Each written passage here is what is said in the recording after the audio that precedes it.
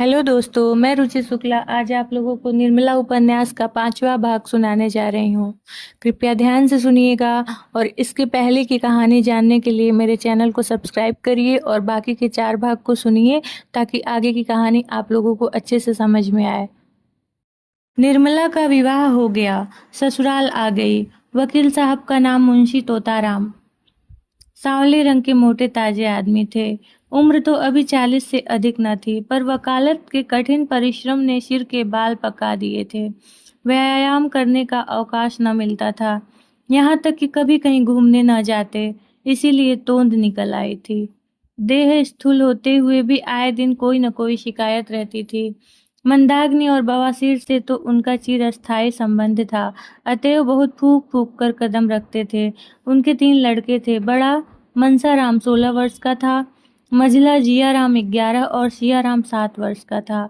तीनों अंग्रेजी पढ़ते थे। घर में वकील साहब की विधवा बहन के सिवा और कोई औरत न थी। वही घर की मालकिन थी। उसका नाम रुक्मिणी और अवस्था 50 के ऊपर थी। ससुराल में कोई न था, स्थायी रीति से यहाँ रहती थी। तोताराम दंपति विज्ञान में कुशल थे। निर्मला को प्रसन्न रखने के लिए उनमें जो स्वाभाविक कमी थी उसे वह उपहारों से पूरी करना चाहते थे। यद्यपि वह बहुत ही मितव्ययी पुरुष थे, तथापि निर्मला के लिए कोई न कोई तोहफा रोज लाया करते। मौके पर धन की परवाह न करते। लड़कों के लिए थोड़ा दूध आता, पर निर्मला के लिए मेवे, मुरब्बे, मिठाइयाँ, किसी चीज की कमी न थी। अपनी जिंदगी में कभी सैर तमाशे देखने न गए थे। अब अपने बहुमूल्य समय का थोड़ा सा हिस्सा उसके साथ बैठकर ग्रामोफोन बजाने में व्यतीत किया करते थे। लेकिन निर्मला को न जाने क्यों तोताराम के पास बैठने और हंसने बोलने में संकोच होता था। इसका कदाचित यह कारण था कि अब तक ऐसा ही एक आदमी उसका पिता था, जिसके सामने वह सिर झुकाकर देह चुराकर निकलती थी। अब उसी अवस्था का एक आदमी उसका पति था। वह उसे प्रेम की वस्तु नहीं, सम्मान की वस्तु समझती थी। उनसे भागती फिरती, उनको देखते ही उसकी प्रफुल्लता पलायन कर जाती थी। वकील साहब को उनके दंपति विज्ञान ने सिखाया था कि युवती के सामने खूब प्रेम की बातें करना चाहिए, दिल निकाल कर रख देना चाहिए। यही वशीकरण का मुख्य मंत्र है। इसलिए वकील साहब अपने प्रेम प्रदर्शन में कोई कसर न रखते थे। लेकिन निर्मला को इन बातों से घृणा होती थी। वही बातें जिन्हें किसी युवक के मुख से सुनकर उसका हृदय प्रेम से उन्मत्त हो जाता, वकील साहब के मुंह से निकलकर उसके हृदय पर शर समान आघात करती थीं। उनमें रस न था, उल्लास न था, उन्माद न था, केवल बनावट थी, धोखा था, शुष्क एवं नीरस शब्दाडंबर। उसे इत्र और तेल बुरा न लगता था, सैर तमाशे बुरे न लगते, बनाव श्रृंगार भी बुरा न लगता था। बुरा लगता था तो केवल तोताराम के पास बैठना। वह अपना रूप और यौवन उन्हें न दिखाना चाहती थी, क्योंकि वहां देखने वाली आंखें न थी। वह उन्हें इन रसों का आस्वादन करने की योग्य ही न समझती थी। कली प्रभात समीर के स्पर्श से खिलती है। दोनों में समान प्रेरणा है।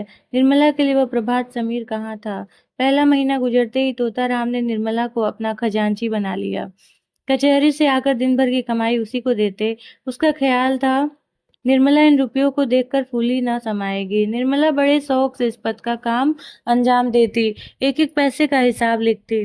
अगर कभी रुपए कम मिलते तो पूछती कि आज कम क्यों है। गृहस्थी के संबंध में उनसे खूब बातें करती। इन्हीं बातों के लायक वह उनको समझती थी।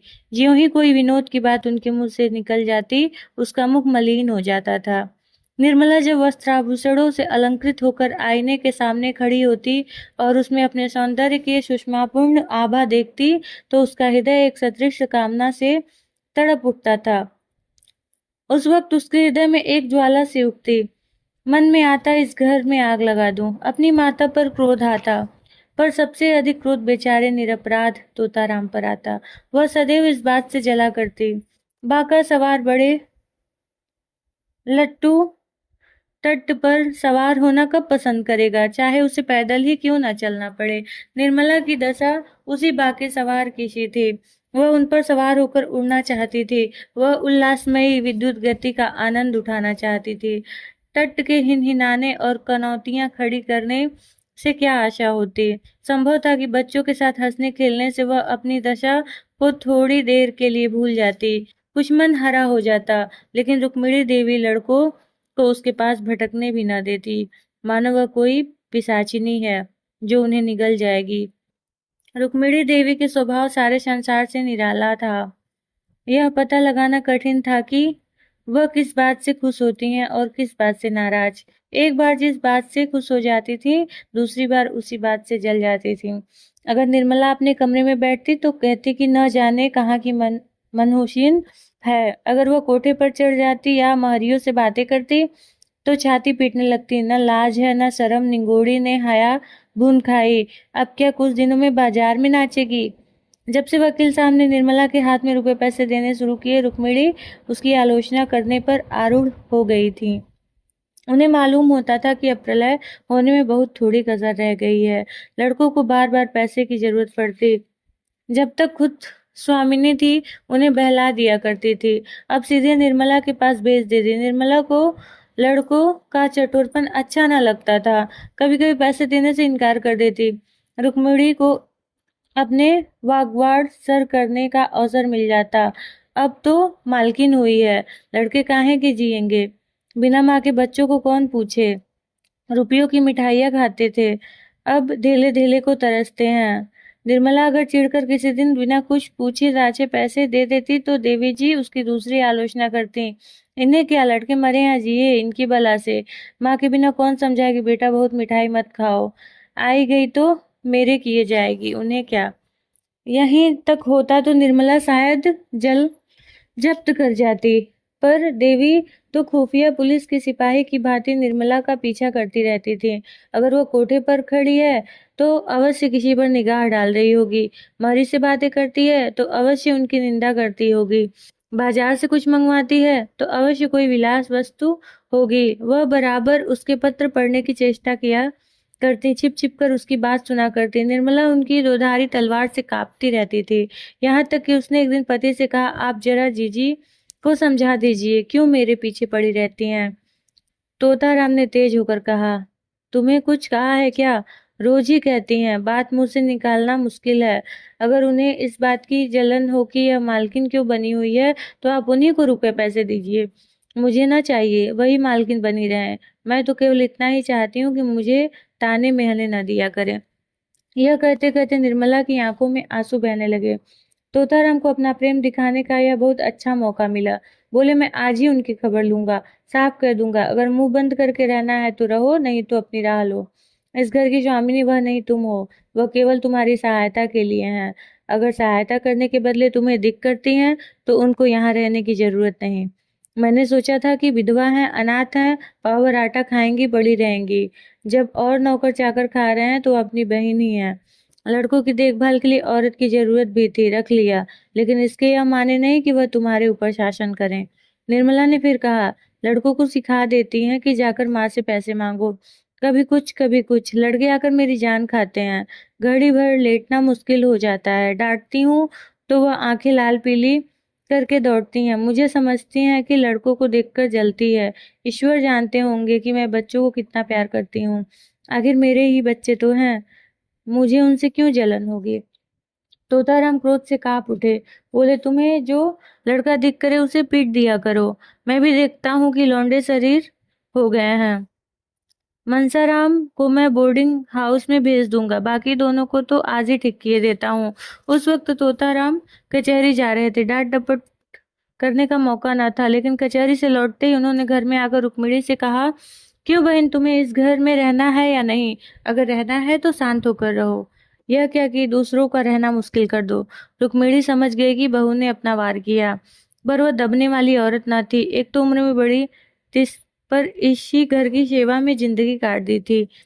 किसकी मजाल थी कि उन्हें बेदखल कर दे। उन्हें भाई की क्षुद्रता से आश्चर्य हुआ। बोली, तो क्या लौंडी बनाकर रखोगे। लौंडी बनकर रहना है तो इस घर की लौंडी ना बनूंगी। अगर तुम्हारी यही इच्छा हो कि घर में कोई आग लगा दे और मैं खड़ी देखा करूं, किसी को बेराह चलते देखूं तो चुप साध लूं, जो जिसके मन में आए करे, मैं मिट्टी की देवी बनी रहूं, तो यह मुझसे ना होगा।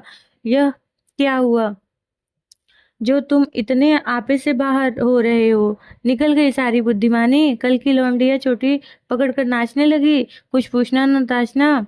बस उसने तीर खींचा और तुम काठ के सिपाही की तरह तलवार निकाल कर खड़े हो गए। तोताराम, सुनता तो हूँ कि तुम हमेशा खुचूर निकालती रहती हो, बात बात पर ताने देती हो। अगर कुछ सीख ही देती हो तो उसे प्यार से मीठे शब्दों में देनी चाहिए। तानों में सीख देने के बदले उल्टा और जी जलने लगता है।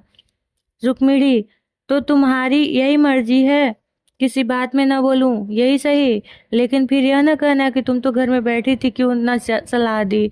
जब मेरी बातें जहर लगती हैं तो मुझे क्या कुत्ते ने काटा है जो बोलूं। मसल है, नाटो खेती बहुरियो घर, मैं भी देखूं बहुरिया कैसे घर चलाती है। इतने में सियाराम और जियाराम स्कूल से आ गए। आते ही आते दोनों बुआ जी के पास जाकर खाने को मांगने लगे। रुक्मिणी ने कहा, जाकर अपनी नई अम्मा से क्यों नहीं मांगते, मुझे बोलने का हुक्म नहीं है। तोताराम, अगर तुम लोगों ने उस घर में कदम रखे तो टांग तोड़ दूंगा, बदमाशी पर कमर बांधी है। जियाराम जरा सोचता, बोला, उनको तो आप कुछ नहीं कहते, हम ही को धमकाते हैं, कभी पैसे नहीं देती। सियाराम ने इस कदम का अनुमोदन किया। कहती है, मुझे दिख करोगे तो कान काट लूंगी। कहती है कि नहीं जिया, निर्मला अपने कमरे से बोली। मैंने कब कहा था कि कान काट लूंगी, अभी से झूठ बोलने लगे। इतना सुनना था कि तोताराम ने शिया के दोनों कान पकड़कर उठा लिया। लड़का जोर से चीख मारकर रोने लगा। रुक्मिणी ने दौड़कर बच्चे को मुंशी जी के हाथ से छुड़ा लिया और बोली, बस रहने भी दो, क्या बच्चे को मार डालोगे। हाय हाय, कान लाल हो गया। सच कहा है, नई बीवी पाकर आदमी अंधा हो जाता है। अभी से यह हाल है तो इस घर के भगवान ही मालिक हैं। निर्मला अपने विजय पर मन ही मन प्रसन्न हो रही थी, लेकिन जब मुंशी जी ने बच्चे को कान पकड़कर उठा लिया तो उससे न रहा गया। छुड़ाने को दौड़ी पर रुक्मिणी पहले ही पहुंच गई थी। बोली, पहले आग लगा दी, अब बुझाने दौड़ी हो। जब अपने लड़के होंगे आंखें खुलेंगी, पराई पीर क्या जानो। निर्मला, खड़े तो हैं, पूछ लो ना, मैं क्या आग लगा दी। मैंने इतना ही कहा था कि लड़के मुझे पैसों के लिए बार बार दिख करते हैं, इसके सिवाय जो मेरे मुंह से कुछ और निकला हो मेरी आंखें फूट जाएं। तोताराम, मैं खुद इन लौंडों की शरारत देखा करता हूँ, अंधा थोड़े ही हूँ। तीनों जिद्दी और शरीर हो गए हैं। बड़े मियाँ को तो आज ही हॉस्टल भेजता हूँ। रुक्मिणी, अब तक तुम्हें इनकी कोई शरारत न सूझी थी, आज आंखें क्यों इतना तेज हो गईं। तोताराम, तुम्ही ने इतना शोक कर रखा है। रुक्मिणी, तो मैं ही विष की गांठ हूँ, मेरे ही कारण तुम्हारा घर चौपट हो रहा है। लो मैं जाती हूँ, मारो चाहे काटो, मैं ना बोलूंगी। यह कहकर वह वहां से चली गई। निर्मला बच्चे को रोता देखकर विकल हो उठी। उसने उसे छाती से लगा लिया और गोद में लिए हुए अपने कमरे में लाकर उसे चुमकारने लगी, लेकिन बालक और भी सिसक सिसक कर रोने लगा। उसका अबोध हृदय इस प्यार में वह मात्र स्नेह न पाता था जिससे देव ने उसे वंचित कर दिया था। यह वात्सल्य न था, केवल दया थी। वह यह वस्तु थी जिस पर उसका कोई अधिकार न था, जो केवल भिक्षा के रूप में उसे दी जा रही थी। पिता ने पहले भी दो एक बार मारा था जब उसकी माँ जीवित थी, लेकिन तब उसकी माँ ने उसे छाती से लगाकर रोती न थी। वह अप्रसन्न होकर उससे बोलना छोड़ देती, यहाँ तक कि वह स्वयं थोड़ी ही देर के बाद सब कुछ भूलकर फिर माता के पास दौड़ जाता था।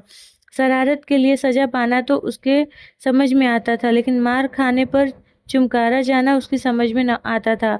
मात्र प्रेम में कठोरता होती थी, लेकिन मृदुलता से मिली हुई। इस प्रेम में करुणा थी, पर वह कठोरता न थी जो आत्मीयता का गुप्त संदेश है। स्वस्थ अंग की परवाह कौन करता है, लेकिन वह अंग जब किसी वेदना से टपकने लगता है तो उसे ठेस और धक्के से बचाने का यत्न किया जाता है। बालक का करुण रुदन निर्मला को उसके अनाथ होने की सूचना दे रहा था। वह बड़ी देर तक निर्मला की गोद में बैठा रोता रहा और रोते रोते सो गया। निर्मला ने उसे चारपाई पर सुलाना चाहा तो बालक ने सुषुप्तावस्था में अपनी दोनों कोमल बाहें उसकी गर्दन में डाल दी और ऐसा चिपट गया मानो नीचे कोई गड़ा हो। शंका और भय से उसका मुख विकृत हो गया। निर्मला ने फिर बालक को गोद में उठा लिया। चारपाई पर न सुला सकी। इस समय बालक को गोद में लिए हुए उसे वह दृष्टि हो रही थी जो तब तक कभी ना हुई थी। आज पहली बार उसे आत्मवेदना हुई, जिसके बिना आंख नहीं खुलती, अपना कर्तव्य मार्ग नहीं सूझता। वह मार्ग अब दिखाई देने लगा। अगला भाग सुनने के लिए आप लोग मेरे साथ बने रहिएगा। और कहानी कैसी लग रही है, आपको सुनने में कैसा लग रहा है, कमेंट बॉक्स में ज़रूर बताइएगा, ताकि मैं अगला भाग जल्दी से जल्दी अपलोड कर दूं।